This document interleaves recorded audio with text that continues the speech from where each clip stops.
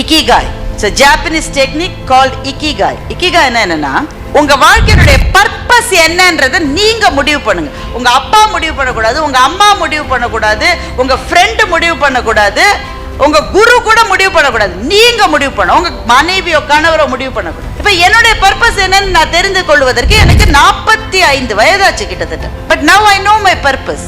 எனக்கு தெரிந்ததை எழுத்தின் மூலமாகவும் பேச்சின் மூலமாகவும் மற்றவர்களுக்கு சொல்லுவதுதான் என் வாழ்க்கையினுடைய பர்பஸ். அதை எப்படி கண்டுபிடிச்சேன்?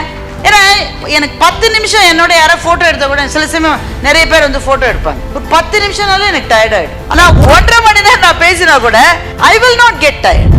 எந்த செயலை செய்கிற போது அந்த செயலிலிருந்து என்ன கிடைக்கிறது என்ற கால்குலேஷன் இல்லாம செய்வதனால் வருகிற மகிழ்ச்சிக்காக மாத்திரமே எதை நீங்கள் செய்கிறீர்களோ அதுதான் உங்கள் வாழ்க்கையினுடைய purpose. That is called ikigai. Identifying the purpose. உன் பர்பஸ் என்னப்பா?